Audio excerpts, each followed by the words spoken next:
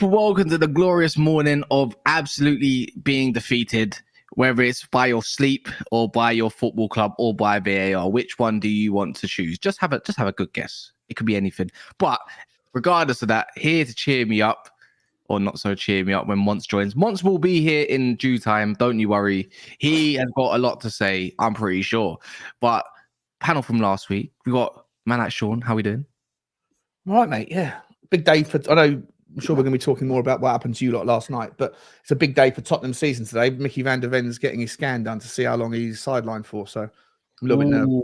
I saw a picture of him yesterday, in the gym. Yeah. Is that real? Yeah, It was real. Yeah, legit. I don't think he was working out. He was holding hands with. You know what? I will say there's a hell of a lot of bromance going on in the Tottenham. Like the amount of photos that you see where people are kissing each other on the cheeks and holding hands and stuff. It's interesting. All right, taking Newcastle's whole flow, flipping hell. Like, get your own, Sean. Yeah, all right, calm down. And obviously, big up Rory. What were we saying this morning, man? You look more energetic than me. I wonder why. Yeah, very good. Had a great night's sleep. Nothing to really worry about at the moment. Is that a cat on your bed? That's a dog. Little dog. Cruising away, man. Snoozing away. Rory, mate, you've got to get on board. Whatever you're doing with your channel, I'm sure you're flying, but bring the dog into the background. I take my dog out for walks. It's people come for the dog, not for me. Bring the dog into your content. It's a sure way to grow. I should utilize some more. And obviously, man like Ches, the objective Ches, I would say you're done, but not shameless. Yeah, a little bit more like level-headed when it comes to football chat. Do you know what I mean? But yeah, shout out to man them. Bit happy, obviously, because Tottenham away. Shout out Sean. But looking forward to it. Let's talk about United and Arsenal, man. Let's do it. These two flipping. No, wait, didn't you not? You boys stream last week though? And it's like you introduced each other before the stream even started. What do you mean? Yeah, like you met each other last week, and you didn't introduce this week. Yeah, that was best mate. Oh God, man. Oh, boring people, I swear down. Not you two, by the way. But yeah, man, we're gonna dive straight into it. As I said, Monts will be here later. This is gonna be Man United, right? I went on my rant yesterday, and I didn't even know where to. I didn't even know where to start. But I've been consistent, right, with VAR, with referees, with players. I've made up my mind. I don't like Curtis Jones. Didn't think it was a red. It looked like a red in slow motion, but it wasn't a red. We can go along loads and loads of lines. And maybe I'm just trying to gain you boys' sympathy, right? And big up everyone in the comments, by the way. But I thought Man United got robbed yesterday, and I stand by that. Because slow motion makes it look a lot worse. You look at the intention of things, the way where he put his leg compared to obviously when you put someone up, Rashford's standing leg. I just don't understand how that's a red card. But Man United looking down and out, and I can't believe I might have to be singing the Europa tune and saying it's better than Champions League this year again, just to be shameless. If you're lucky. No. You're way elsewhere. No, if we're lucky, Sean, yeah. Let me start with you, Sean. If we're lucky, Sean, yeah, we will get knocked out. Oh, you want to go out altogether? I want to go out. You're throwing the baby out with the bathwater, are you? Okay. You know what it is? One, Liverpool's in the other competition, and if they will meet us at some point. I guarantee they will meet us at some point, and we'll get smothered. Yeah, and it's just look. I don't want to face them. I can't have another Monts Roms twist around from last year when I was mocking them, and then all of a sudden it's mocking me, and then obviously they beat us. I can't have that. We got to go Anfield soon as well, so I'm gonna have to hold that one. But there's other teams in the Europa League though that will give that may cause Liverpool problems before you might meet them, right? So no, they'll cause us problems first. We'll go to somewhere like Cyprus, go play Sheriff or whatever it is, and they'll give us a problem more this year. That's what would happen, Yeah. I can now see, right, Sean. Before I even get onto it, did you watch the game yesterday or watch any highlights? Yeah, no, I watched What's your take on it? What's your take on it? Because yesterday I got roasted. I had to put my hoodie up, just let Don do his thing, let Jules do his thing. let time make all the excuses in the world. I just thought we were robbed, man. I'm still hot by it. I thought I hate VAR. I've always hated it. I've been saying it since the first day I ever started doing YouTube. I'd rather go back to the days when you can blame the man in the middle and the two guys on the sides or girls, whatever, and just you win some, you lose some, you hope it evens it out. Because I think I go to most Tottenham games and VAR hasn't considered match-going fans at all. It ruins most of the kind of match-going experience. I hate it, and I thought last night that most of those decisions, like the offside, the one where there was the blocking of the goalkeeper's view, some you see given, some you don't, which I think there's no objectivity to it. You're just handing over the subjective opinion of a referee to the subjective opinions of people in a room, and it just gets confusing. You can't be consistent, and it shouldn't be a rule. And I think that the one with the stamp or the whatever it was, I think he was really unlucky. I don't think he looked. There was no intent. I think he was literally just trying to step across and block the player's run, and happened to stand on his ankle. So yeah, I think you were unlucky. What I would say though is that you went 3-2 up, and if you stay 3-2 up, then you like none of us are talking about the VAR as much as we are, as much as you guys are. But so there's two things I'd say is like people only talk about it when it impacts the team negatively in the end. But also, I would also say that you went 3-2 up, and so I think that whilst you're angry, at the same time you have to look a little bit at your team as well and go, what's going on with that inability to kind of see things out and get the job done. I think there's more a story than just VAR last night for me. Yeah, if we're gonna talk more, we were talking of performance, but obviously we're on the VAR point, and guys, get your comments in as well. I want to see what you guys have to say. And try not to be biased. So this is what I don't get. It's the inconsistencies of Gary Neville. So since we're gonna stay on VAR, Rory, obviously you're someone that replies to Gary Neville. I see your tweets all the time. Don't worry. Rory makes a tweet, 10 minutes, it's got about 900 likes already, yeah? Don't worry about that. As soon as he hits Gary Neville's territory, make that 2,000, yeah? Okay. Not hating from a distance, but I am. But Rory's the king of socials, right? Nice. The inconsistencies of VAR, Gary Neville, when he was calling out the Chelsea Tottenham game and saying, no, you need to rub his shit off. Don't worry, don't listen. But as soon as it comes to Man United, he has a whole different approach to it. Right, yeah. And this is what's wrong with the game itself. I don't even want to talk about VAR too much, right? Because it's probably a bit unfair, it's a bit unjustly maybe on Copenhagen and stuff like that. But Rory, man, the inconsistencies. Do you reckon this actually stops at some point and changes? It's maybe not in Europe, but yeah. I think it will. I think part of the problem is that there's different rules in different competitions, which is a joke. It's the same sport. So like the handball rule in UEFA is a joke. Both of those handball penalties, in my opinion, shouldn't be. So that's one issue. So then to have the inconsistency where like you play at the weekend and you're playing to one rule and then you're playing midweek to a different rule, like that's dumb. And then when it comes to the likes of Neville and Carragher, and they're just hypocritical. Like literally 3 days ago, Carragher was saying that Arteta was out of order and over the top for calling VAR a disgrace, and then last night he literally tweets out saying VAR is a disgrace. And this is why. And if you have that sort of conversation where, like, you'll say one thing when it suits you, but then completely switch it up when it doesn't suit you, we're never going to make any progress. If we do get to a point, and I do think we are getting to that point because it feels like more and more every single game there is VAR controversy. If we get to that point where I think everyone just comes together and is like, enough's enough, I don't think we'll scrap VAR. I think it needs to change. I think at some point, like the arrogance of those at the top of just, yeah, VAR's fine, needs to change. And they need to look to other sports that do it way better and ask for help. They need to ask for help because the system just doesn't work. Do you know what though? Like I've been listening to this VAR chat for quite a while now, especially this season. A lot's come out every single game. You got the Arsenal game this week as an example, yesterday. But I do think that when things go against your club, which is very normal, right? We're all fickle as fans, that it's very easy to say, it was a very objective decision that we got wrongly done by, and that was the wrong decision. And then when there's another club, it's maybe it could have been 50-50. And then when it happens to your own club again, it's like, no, it definitely wasn't a red. But I think there's a case of tribalism. I'm not like alleviating VAR of any blame or the refs. But for example, Carragher, he was right in saying, for example, that Arteta wasn't right to come out with disgrace because he was just doing that to deflect the performance they had. Because in my opinion, those decisions were actually subjective. They weren't objectively wrong. And the other day, yesterday, for example, Rashford, I know you're saying, Kaz, it wasn't intentional, but like we don't know that and they don't know that. So the rule is it doesn't matter if intentional or not. If you hit Body the studs language, that way, maybe body language. Like I see body language is. I a know, lot of- but at the same time, like how many times have we seen players know what- before VAR like pretend to put an Do you know what the attack maddest in, thing like, is? Do you know what the taking maddest them thing out? is? Apparently, the red card was not even down to the ankle stamp. It was for the elbow. Apparently, it was for the elbow, and Oh, that is makes it? Oh. and that's what makes it even worse for me. Thinking, really, the guy's like double his height.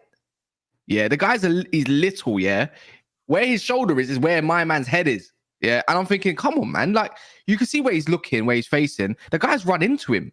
So every time someone's run into you, don't even get me started on the on the penalties. Even both penalties. Yeah, they Don't get me both wrong. weren't pens. We all agree. They both weren't pens. Where has proximity gone? By the way, proximity. But that's the thing. That's in the European competitions. That's not a rule. So that's the issue. It basically in European You have to be at competitions, least like, looking though. Huh? well, Like, for supposedly, the one that was I'm not sure which one it was. I think it was for the penalty that Man United got. Yeah.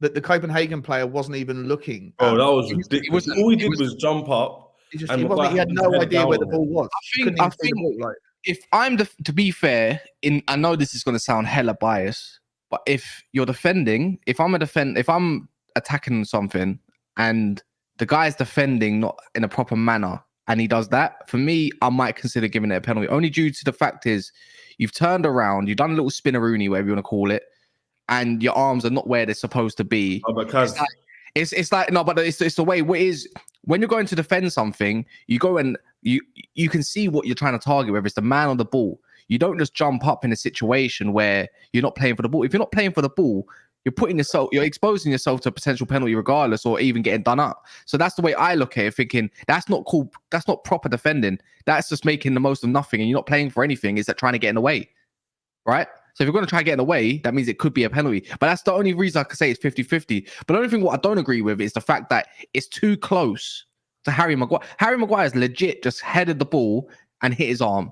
If he was about a few yards in front, I'd be like, that's a penalty.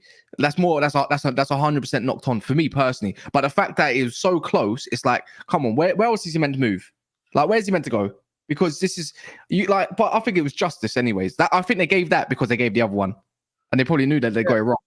There's a guy in the chat there, big country. Wasn't the exact same sort of thing in the Luton Liverpool game where the Luton player, he wasn't looking and the ball hits his back of his elbow? Yeah, Ross Barkley hit the back of Ross Barkley's elbow. Yeah, so it was dismissed because he couldn't see because he wasn't looking, so he couldn't have there's nothing to it. Is that a different rule for Europe and a different rule for the Premier League? Is it different rule? Yeah, which again just like makes no sense if you're just a fan that's trying to keep up, and fans shouldn't be expected to know the law book word for word for different competitions. Like it takes the enjoyment out of watching the sport. Like you should just know what is and isn't a handball, quite basically. And that's the issue. And that's the issue. Part of the issue with VAR is that now everything has to be like the rules have to go into far more detail because everything has to be micro-analyzed so much more than when a red card, a referee would just see a blatant handball or not. So, and that's the thing. I think it is just ruining the sport. On VAR, then, Maury, would you say that like it's been a failure then overall? Would you lot say it's been a failure? Because I would say it hasn't. But I'm rejecting failure. You say it's been a failure. So for me, parts of it have worked, right? Apart from like two massive issues, Arsenal versus Brentford last season and Spurs versus Liverpool this season, offside, I think, has worked pretty much. So that's fine. But I think the other side of it, when it comes to red cards, penalties, all the rest of it, I just don't think it's done what they said it was going to do, which was they said it was going to improve accuracy, which I don't think it has done. And they said it was going to remove conversations about referees. We talk about referees so much more now than we ever used to. And yet you've got all of the downsides that came with it in terms of it ruins the flow of games. You can't celebrate goals properly. I think on the basis of what they said would be the positives that would outweigh the negatives. I don't think we've had those positives, but we've got the negatives. So on that basis, it's a failure. Yeah, I have to agree. Look, we can talk about VAR all day, but if we go on to the performance itself, I think the first 20 minutes of that game, if we're going to talk about the performance, I thought that was Man United's most dominating control period in a very long time. That's the only positive I can get. But someone even said it in the comments yesterday. What will be 20-minute FC now? Like, I'm thinking, fucking hell, I've said that a lot this season already. Play well for 20 minutes and then go shit. That's exactly what we saw. But what I saw in terms of if you're trying to build off something, the whole point is I've retracted my statement, innit? In terms of I'm not Ten Hag in, but I'm not Ten Hag out either, because there's so much shit at a club that it doesn't matter what manager comes in. You have to be realistic about the situation. But at the same time, it doesn't mean I have to give a positive and back Ten Hag blindly. But yesterday, I saw something, even with a Johnny Evans, even McTominay, even if it is just Copenhagen, a technical team, I saw what he was trying to do, and it looks like the players were buying into it. Even though we lost, I don't think the players gave up. I think that comes down to individual mistakes. So I can't blame Ten Hag. The only thing I can blame him for yesterday was putting on Mason Mount. I think putting on Mason Mount when you're trying to defend a lead was exactly the wrong thing to do. Because I thought, just see it out. Go put on whatever you got to put on, Lindelof, whatever. Maybe see out the game. I don't know what it is. Varane clearly don't like him. They're clearly, I think he done that on purpose. I'm going to be so honest. His body language tells me he hates him. Something tells me, but then who am I to judge his character? Because Varane's meant to come across as a quiet professional. So maybe he's just shit for being shit, right? How can Johnny Evans be looking better than you? Come on, make it make sense. How can Johnny Evans be looking better than Raphael Varane at that age? But it's just, and I think I've had enough of a lot of these players. The low as well. I keep telling people, how shit is the low? He's good. He's consistently good at one thing, and that's probably during build-up positioning. But yesterday, what let him down was the one thing that he's really good at. So that's the way I look at it anyways. Man United's just not good enough. I think for me, you can, because of all the injuries and stuff, you can look at like individual errors. So Dalot at the back post, Varane and Maguire for the fourth goal. Like individual errors will happen when you've got not your best players playing. But mentality is the biggest issue for me. Like I look at other clubs, and if they went down to 10 men, especially feeling like that red card was like undeserved, I feel like they'd actually up their level. They dig in, and it becomes harder to score against them a lot of the time. Whereas United just capitulated, and to concede 2 goals before half time, like off the back of going down to 10 men, I think that mentality issue is where you can start looking at Ten Hag, because that's a whole squad problem. And if it's not his job to fix that, then I don't know whose it is. Yeah, it says a lot, Kaz, that your team was like, you're in a good position to know what the red cards happen, right? That can happen in football. But the fact that you got a penalty, which is fortuitous as it is, was up 3-2 away from home in a game we needed to win, and then you lose the game within like an 8-minute spell. That is very poor. That's just pure mentality. It's got nothing to do with the 10 men per se, in my opinion. It's just got to do with the players' heads down, too much pressure. And it looked like when the goal went in, I saw them like all individually with their heads down, walking towards the halfway lines. Like they all kind of like. I hear it. You know, I hear it. Look, everyone has every right to criticize Man United in any way, shape, way, or form, especially with the way your clubs are going as well. You got even Chelsea fans, even though we're above you. The table don't lie, Ches. Don't get me wrong. You got Man City this weekend, yeah, and I will crash on you when you lose. Don't get me wrong. We'll see. Yeah, I will crash on you. But the whole point is, you got every right because you got a basis to go off of, regardless of result. But for me, it's just like Rory's absolutely right. Like, whose job is it to get the best out of a squad? That's the next question. Always a question. But I think individualistic mistakes keep costing us. And I think VAR has really hurt us. If you didn't know this, and I know it's boring, right? But Man United have conceded a penalty due to VAR in every single Champions League game this season. When it comes to the Prem, we've had about 6-7 decisions go not our way. We're on like -6 now. Yeah, -6. You got some luck in the first couple of games of the season. No. That's the one I can agree with. The Wolves one, I would say wholeheartedly that was a penalty and that should have been given. Whether they scored it or not, we don't know. Tottenham game, bumped. I can talk about all the games that have been bumped. There's no point. The whole point is that yesterday, Man United lost. But I just don't like the way we lost and the way we did it. The low is pathetic. It's pathetic. So yeah, man. And then Monster's going to come in there and just obviously just that. Hold on a minute, and then start cussing me.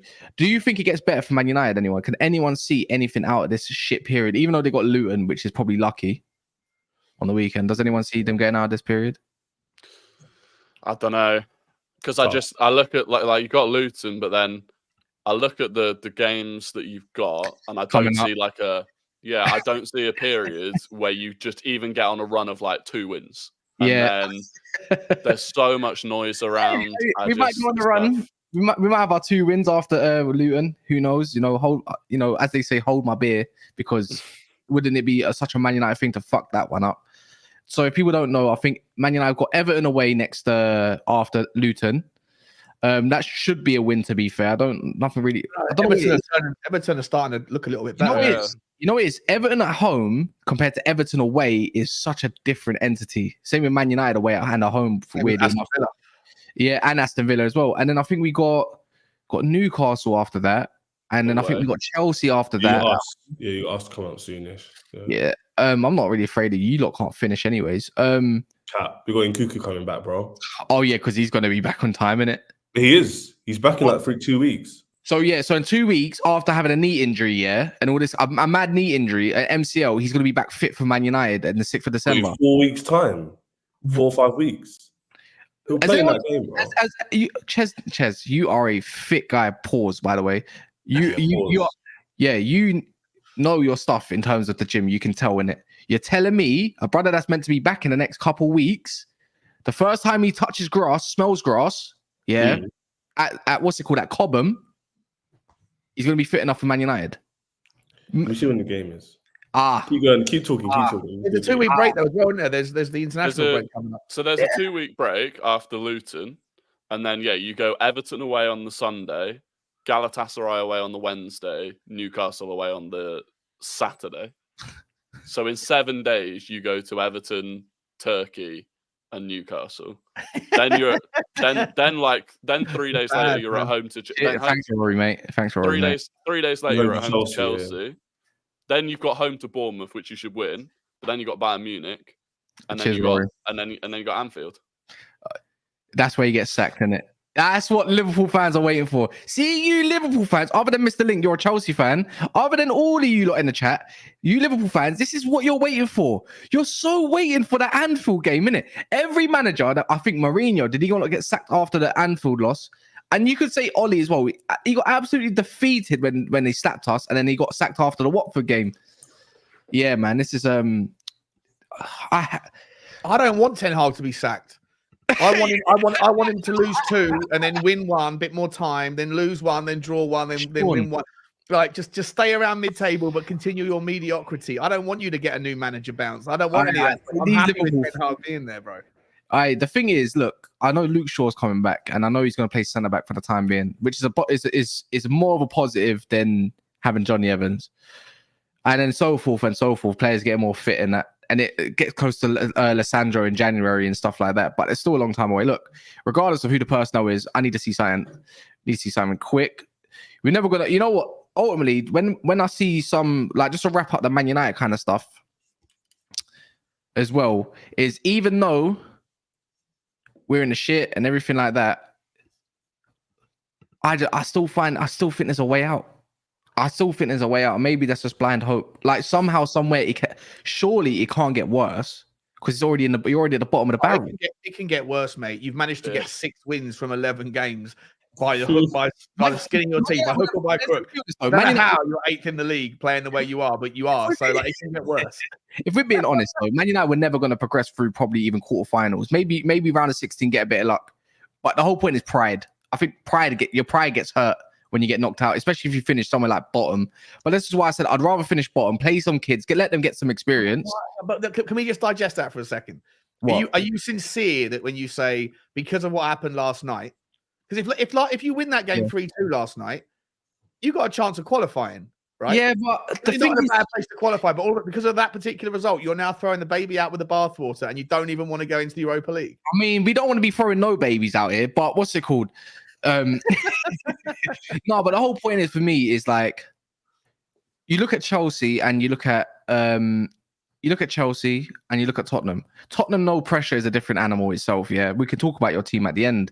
To be fair, with all your injuries and so forth, maybe you can give us an update and look how well you're playing, and you can establish a little something. Chelsea as well got nothing going on for them except now they got Carabao Cup.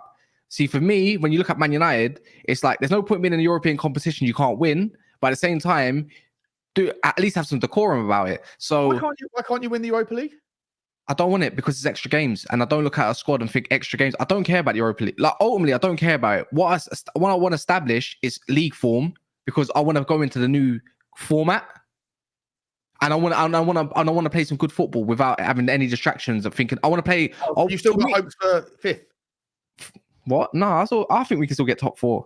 Like I really do. Like I think. Why are you laughing? Wait a minute, hang on. So you think United can still finish top 4 or 5th to get in the Champions League next season, but you think that same squad that's capable of doing that isn't capable of winning the Europa League? I don't care about Europa League. What? Why not? What do you mean? Too good for the Europa League? Yes. Okay. I would say. Weren't you the same guy that was criticising Arteta last week for dismissing the Carabao Cup?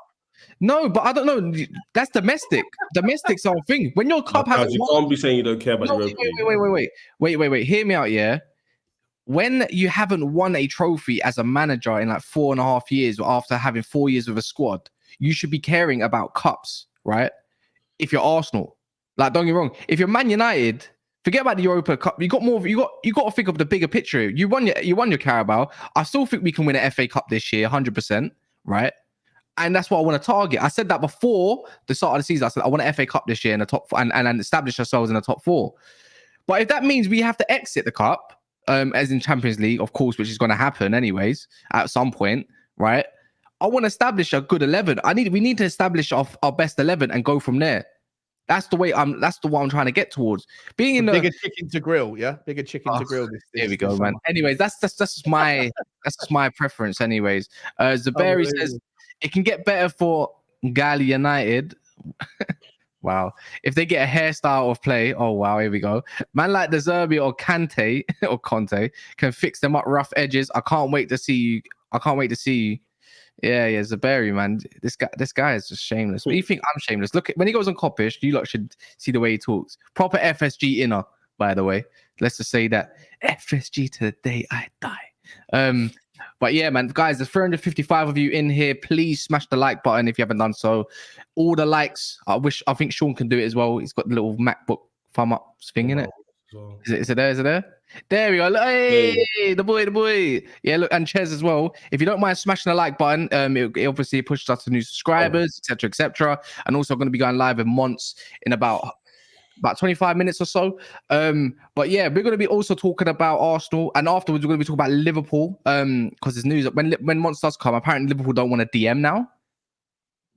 So that's a bit crazy. Have a link with that Andre from Fluminense. Yeah, apparently that's gone in the bin. They're saying Fulham now to Andre, and that Liverpool don't want one. But I'll let Monts talk about that when he gets here, and then we can give our 2 pence. But Arsenal, man, look, whether it's Sevilla in 15th place or whatever, Sevilla in the Champions League, Europa League, different animal. Typically in Europa League, right? You absolutely grilled them. You put them on the grill, toasted them, seasoned them, and absolutely just demolished it. I just think that was, if you want to see a proper Arsenal performance of the season, go watch that game against Sevilla. I watched extended highlights this morning because obviously I don't want to go on about something I don't know about. But Martinelli, Saka, I don't know if he's injured though. He doesn't look that bad. You got a 2-week break. You got Burnley anyways. You know, Trossard in the false 9. I think Jorginho was brilliant from what I could see. Kai Havertz shocking. Declan Rice doing Declan Rice things, and obviously that monster called Saliba at the back. Whether you like it or not, whether it's Sevilla C team, you can't knock it.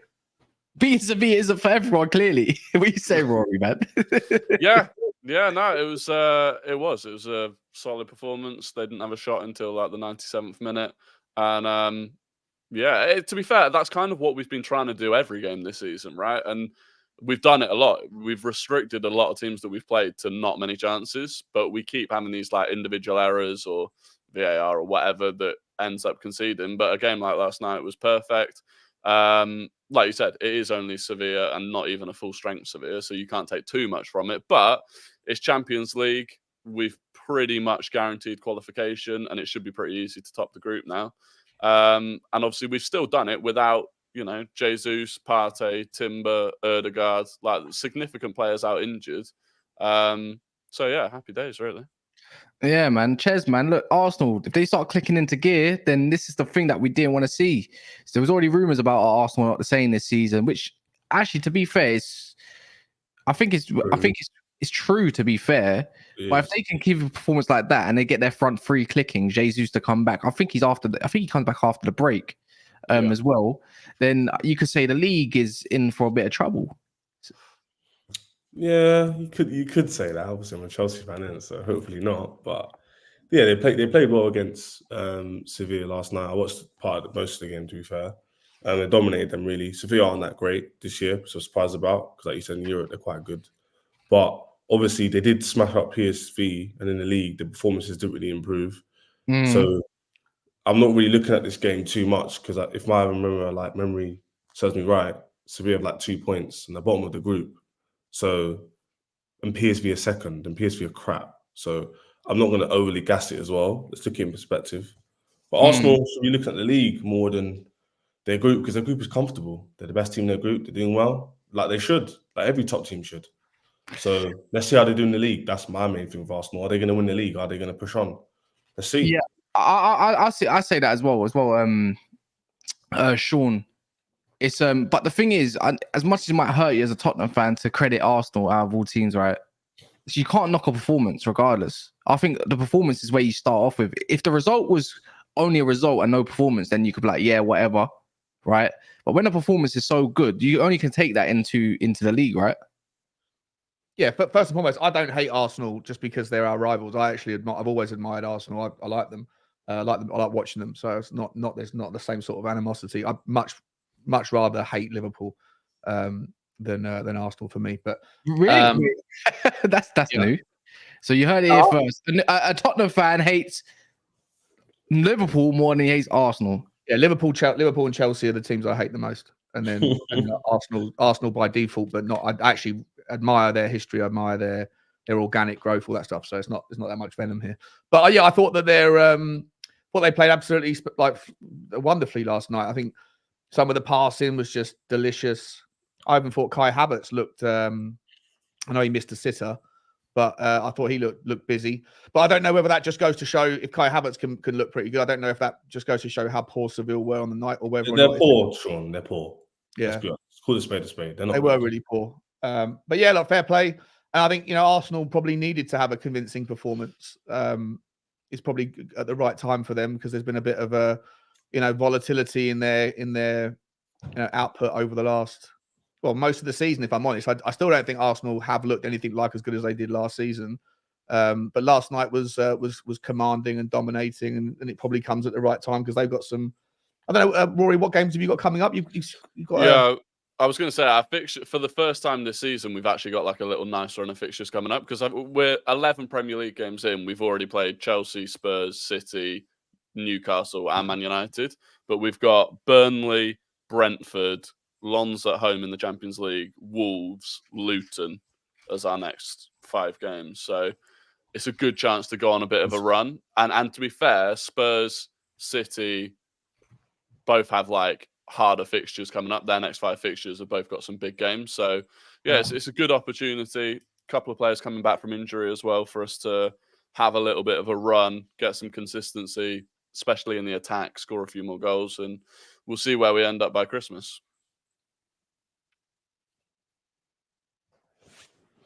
Yeah, my bad. Someone just called me, and when you get that call from that random person, and you just hear a certain voice, you're like, nah, not today, mate. Anyways, scam callers. But yeah, man, look, Arsenal have got. So I was just looking at your fixture, and I'm looking at the table. Arsenal are 4th. You need a response, right? And this is probably the perfect way to go into a break, right? You got Burnley. I think you're Burnley at home, right? So you got Burnley. People don't know this. Arsenal got Burnley at home, Brentford away, which I think Arsenal have quite a good record there. Anyways, they got Wolves at home, Luton Town away, Aston Villa away, which is the tough test. Then you got Brighton, bit of a bogey, Liverpool, West Ham, Fulham away, and then obviously the cycle continues, right? So when you're going to continue from there, the next few games is where you really can establish yourself, in my opinion, where you get your front 3 cooking again. Because if you look at the table, you could be out of that top 4, and all of a sudden new questions arise, and that's probably exactly what Arteta doesn't need right now. That's why I say you can't knock performances. Performances sometimes are better than the actual result itself. Because if Arsenal won 5-0, I'll guarantee most of this chat wouldn't have the same chat that they did. But because it's 2-0 and it meets the eye, and maybe some people, not all, obviously, when you see a 2-0, you're like, yeah, that's standard. They probably didn't play that great. But obviously, you don't want to be out of the top 4. Aston Villa are on a good run at the moment. They're chasing it. You know, people on the outside, like Newcastle as well, they're chasing it. Liverpool and Tottenham are above you. And I think you're joint on points with both of them. I'm not too sure. But there's a lot of work at Arsenal. And if you want to catch Man City or anyone does, someone needs to be consistent and someone needs to put a performance out there. But there's another player who I think it was actually quite good for you yesterday that made a bit of a difference for me. You know what I'm going to say? Who I'm going to say is? Shai Havertz. Nah, bro. Again, I don't think he's slightly not getting the plaudits he should. He scored an own goal, right? Oh, Ben White, yeah. Ben White. After that shit performance against what's it called? West Ham. That man this season, in my opinion, just gives you those 7 out of 10s, and I don't think he gets enough plaudits as one of the better right backs in the league. Tomiyasu got hooked, I believe. Well, he didn't get hooked. I think he just got subbed for Zinchenko to get some minutes. On his haircut though, mate. I worry about people that change their colouring. Yeah. Systems. No, I do agree. I think Ben White he goes under the radar as someone who is just a reliable 7, 8 out of 10 performance week in, week out. I know he made that mistake against West Ham, but even in that game, outside of that mistake, he was solid. Tomiyasu, I think, actually was just we bought Zinchenko on because there was no defensive work to do. So you can bring Zinchenko on at that point, and we had so much of the ball that it was worth having him on. But yeah, Ben White's he's just similar to Gabriel, to be honest, just one of them solid players. Yeah, I agree. But moving on to the last kind of topic as well, is Liverpool. This is if you're a Liverpool fan, and you probably know more than me, and I think Mons can allude to it if he does end up joining. He's loading up right now. Apparently, Liverpool are not going to be going in for a DM. A defensive midfielder, if people want to know it by like that, central defensive midfielder. Andre Links looks like it's been squashed a little bit. He might be on his way to Fulham for like 20 million. And maybe Klopp's happy with the McAllister, maybe waiting for the target to happen or approaching to rise up maybe in the summer. I think if Liverpool do not go and get a DM this January, I think they're in for a load of shit. In my opinion, as much as I think he's happy. I think I saw that Klopp's actually happy with Gravenberch. He's happy with Gravenberch. He's happy with McAllister. He's happy to keep rotating it that way. Now, if you're a Liverpool fan, you cannot sit there in the chat and tell me that you're happy about that, because I'd be fuming. He's still not going to go and get Palhinha. Isn't this? If you're saying that Andre is going to go to Fulham, does that suggest that Palhinha is going to be leaving in January? I have no idea. So what I know about the Palhinha stuff is it looks like there's a release clause in there potentially, and he will be going to Bayern Munich. But that doesn't mean you can't come and hijack a deal. I don't know what the deal is there for every 65, 70 million. I'm going to guess it's 70 million because they're going to pay 80, knock it off by 10 because obviously you run down a contract, right? And the way I look at Liverpool, I think you're in such a sick position, right? In like right now. And if it is to be true in January, that you're not going in because you're happy with Bajcetic and what else you got. I think that's totally disgusting. After the 50 million that they proposed for Caicedo, where's the rest of that money? Go and get yourself a DM. You clearly need it. Endo's not enough. That's just my opinion, of course, isn't it? So this could be totally rubbish, and they could be looking at targets. But I see Calvin Phillips is up on the agenda and all that. I'm seeing people of a certain age are up on the agenda for them. So that's why I don't really look at Palhinha as one of their targets. But surely, like, Ches, don't you think if Liverpool don't get a DM, like, they're going to suffer towards the end of the season? Because that's I think they need one. I think everyone can see Liverpool. They're not far away from competing properly. They just need that, in my opinion, the final piece, just to make sure they can solidify that defensive work. Because Trent in midfield, yes, he's good at creating chances. When it comes to defensively, he's not the greatest. So they'd probably be inclined to get a DM or someone more defensive. But, I would say Liverpool, though, like, they do things silently. So the Caicedo news was like a surprise to everyone because everyone knew about it. But don't be surprised if they, like, out of the blue, just signed someone. That's like, the way I look. That's the way I look at it as well. That's Liverpool like, innit? Yeah. They just do that. That's the Liverpool that we do kind of know is Sean, is the targets. It's a bit like what you lot done over the summer. Somehow you just got these targets and no one were on for Vicario and stuff like that. Liverpool, who says they don't pull one out of the bag? Like, no, yeah, like, I think that they're absolutely mad. Like, they are. Like, I think I completely agree with Ches. They're one just like Chelsea are probably one brilliant striker away from having like the full deck. And I think Arsenal, you can make the same argument. Like there's a few teams that just are lacking in one little piece of the puzzle. And if they get it, then they're the real deal. And I think Liverpool need that DM. You can make an argument they maybe need a bit more support at the back as well, you know, somewhere across that back line. But the DM for me is super important. And yeah, I completely agree with you, Kaz, to have potentially gone that far with Lavia and Caicedo, and then to settle on Endo, who isn't really, I don't think he's the guy. So it would be mad for me to think that they're just going to settle with what they've got or go on a low budget, unless they've got financial issues. And I don't know what that situation's like, but yeah, I'd be surprised if they don't go. And I think you'll see someone coming in January. Yeah, but Zaberi here says we got too much midfielders and Endo is a DM. Klopp doesn't rate DMs that sit in the pocket. Our other fans will blame FSG, but Klopp doesn't want one. Do you believe that, Rory? Do you reckon? Well, surely not. Surely he wants a DM. He's always had one in his teams. Yeah, he's always had one, and like you said, he was looking at Lavia. I mean, I do think Caicedo is more of an 8 than a 6, but it's clear from the summer that he did want one, so I don't know why he'd then pivot. And then you look at that Chelsea midfield, and fine, he might be happy with Gravenberch, but if you lose Gravenberch to an injury or whatever, then you're back to square one. I know Arsenal were scouting Andre as well, the same time that Fulham and Liverpool had scouts there, Arsenal were there. And apparently Arsenal are looking more at a defensive midfielder than a striker this January. So there's going to be a few teams in the market for a defense. Oh, FSG found Rory. FSG found Rory. Be careful, man. Hey, they cut his Wi-Fi. FSG to We're the back. day you die. Yeah, we're saying FSG caught you, man. Yeah, no, we're back. Yeah, but Mons, man, obviously you're the Liverpool fan. This is your time to shine some light on the situation. You always do get I'm seeing what Mr. Link is saying as well in the comments, saying you always do get a signing, at least one per January. What's more important before you go into the whole situation, of what the rumors are? Would you rather get one defender, one centre back / left back, or would you rather get a DM? DM. A DM. DM. All day long. All day Well, long. any DM. Balance is better than depth. Especially in the midfield. Midfield wins you leagues. And obviously, I say balance is better than depth, but it's not like we don't have depth. We have depth in other positions. And for me, cool, Robertson's injured. It's unfortunate, but Tsimikas can still fill a spot. Kwanzaa can still fill a spot. I wouldn't like Joe Gomez to play there, but he can fill a spot. We played players at wing back. There is an ongoing issue of Alexis McAllister playing in the 6. It's an ongoing issue. Like if you're watching Liverpool's games, cool, we're doing well. We're doing well in the defense and the attack. You could say, all right. But that hole in the midfield is not good enough. Like we're playing someone out of position and it's taken away his ability in the game. So we're losing parts of his game that we can't utilize going forward. And on top of that, his defensive skills aren't good enough to maintain or even like it's just not good enough. Like our defenders are having to deal with a lot more and players are able to kind of drive straight through the middle of Liverpool Football Club. And that should not happen against a team like Liverpool, in my opinion. So the fact that we don't have a 6, there's just a consistent imbalance for Liverpool Football Club in it. I don't know if you guys, I saw you shaking your head there, bro. I don't know. I just feel like Who?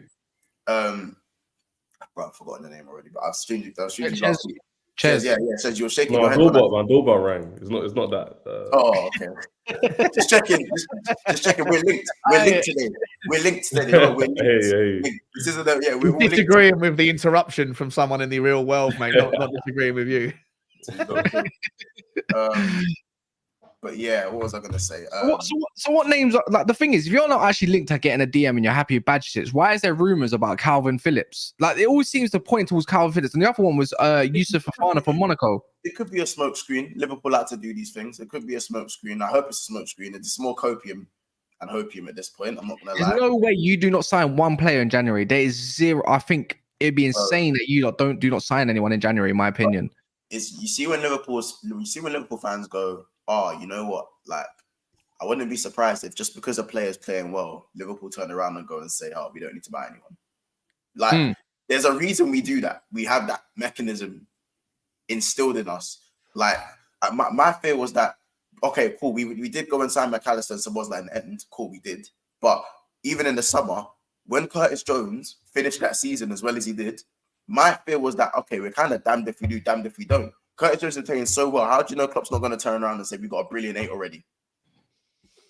I'm not going to sign an 8.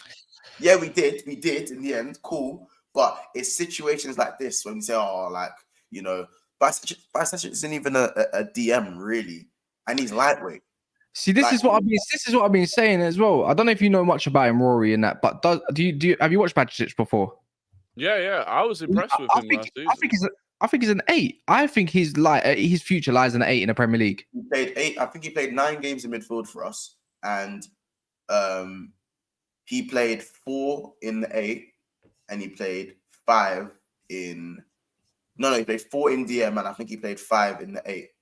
When in the games that he played DM, I believe we drew 1, won 1, and lost 3. Yeah. In the 8, I believe we won 4 and drew 1. Yeah. Oh, he's gone again. Damn. I'm going to ask you the question then, Ches, right? If they do not get a 6 in January, actually, Mons, you can jump in when obviously it's your team. But I'm saying if they don't get a 6, right? I think Liverpool will suffer towards the end of the season if they keep going further in competitions. Liverpool got Carabao Cup, they still got the FA Cup, and they definitely still got the Europa League. Eventually, that does catch up.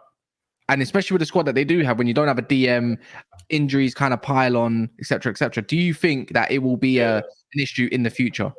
Yeah, I'll give you Mons when he says the quote, balance is better than depth, in terms of if you haven't got a DM, it's just purely about like the dynamics of the game. Less so than obviously the defensively they'll be lessened because they haven't got a defensive player in that midfield. But it's just the balance of the team improves when we have got players who can distribute from the back and progress the ball like Thomas Partey or Caicedo like he did against Spurs. And that just helps the overall attacking midfield, right? Create chances, and that kind of like provides that pivot. So without that, against the better teams or lower block teams, they might come short. That's how the game works, unfortunately. You can't put 11 players in the pitch who are good and can do different positions. It's not necessarily optimal to do that. So putting McAllister in the 6 can work, but is it going to be enough to push you to win the league or win Europa League? Of course not. I'm not sure. And most football fans will agree with me. So using that logic, they probably do need a DM. A competent one too, not Endo. Yeah, then they need more than that. But yeah, man, I think you're in a good position anyways, Mons, and you can ride it till it gets there. Still got another. Of course, yeah. Still got like no. You still got another 7 weeks till January. If you know Liverpool, they do business early. You know that like Gakpo last year as well. That's a good source to go back to. But last part, Remy says Chelsea fan defending VAR now. Yeah, you're getting shafted next. We will see how objective you will be when it happens to you. Oh, don't you worry. Don't you worry. He's acting like we didn't have the Gusto red card. What the hell? Yeah, that was a hairball. Yeah, but they kept that consistent because Jones got sent off for a similar tackle after that. Casemiro been sent off for a tackle like that. So man have been red carded for those type of tackles. Yeah. I was gonna say, Sean, have you got any other updates for? Is there any updates on Van der Ven yet, or anyone along them lines? Because obviously we talk about balance, and if you want to drop the last couple minutes on Tottenham, you got a tough few weeks. Yeah, well, no, his scan was at 9 o'clock this morning. Haven't seen anything yet. I've seen people on Twitter speculating that he doesn't need surgery. But look, I'll be honest. I mean, I played rugby a lot when I was in my youth. I've had every type of injury you could have, and if the picture was true, right? I've done my hamstrings many times as well in that game, and there's absolutely no way if he tore his hamstring, like a proper tear that would keep you out for the lock. What's it called? A stage 3 or a level 3 or whatever. Grade 3. A grade 3. There's no way he'd be standing 24 hours later on the leg that was affected, unaided. So for me, it's positive that it's probably going to be either a grade, probably a grade 2 because of the pain he was in. It's probably not a grade 1. So I think he'll be out for out until probably end of middle of December probably. But there's no news apart from that, mate. Yeah, our defense is riddled. Pedro Porro didn't train yesterday, and he was the only person that finished the back 4 as a first teamer. Ben Davies is still out injured. Ryan Session's out injured. Stephanie Udogie suspended. Romero suspended. So it's going to be either they're going to shoehorn Pierre-Emile Højbjerg into a centre-back role, or It's going to be Eric Dyer and it will be Ash Phillips. Ash Phillips, the under-21s team played on Tuesday night, and Ash Phillips wasn't in the squad. So I think he's been removed to be promoted to the So you're first. telling me who played left back for you? So you're going to have Højbjerg. I think it will probably look like, if Pedro Porro's fit, it will probably be Emerson Royale shoehorned into left back. It will be Eric Dyer and Ash Phillips, and then Pedro Porro. Where Pedro Porro's injured though? If Pedro Porro's injured, then it will probably be Emerson Royale right back.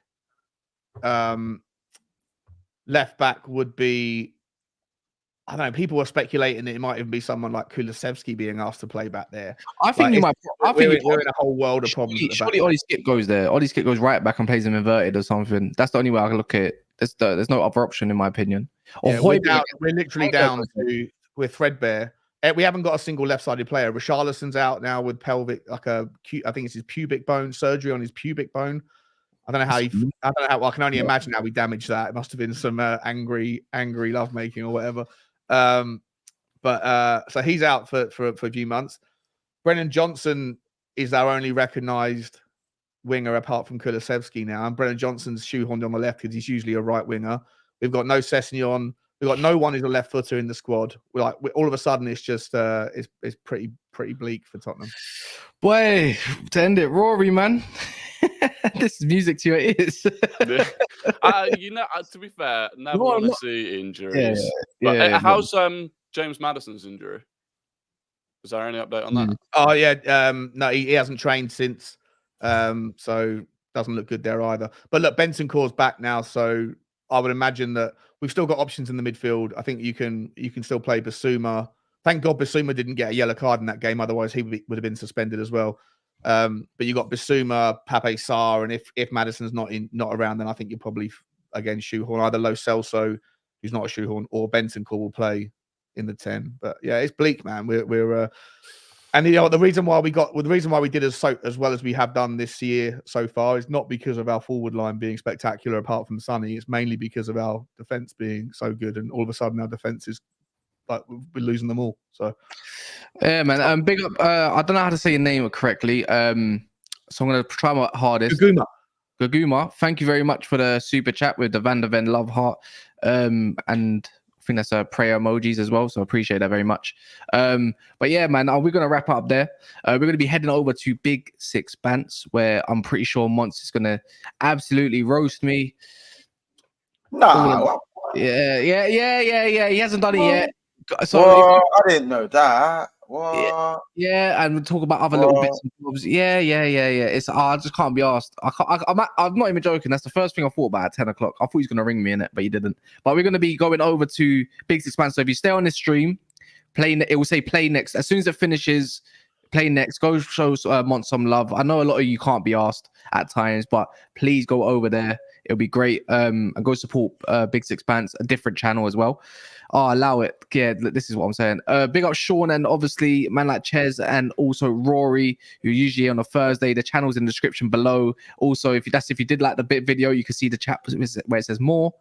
We're going to be back probably later tonight at 10 o'clock as well. There is no Big Six, so is where it is. So we're gonna go live. Why not? But yeah, other than that, see you on the other side at Big Six Bants. And yeah, man, in a bit.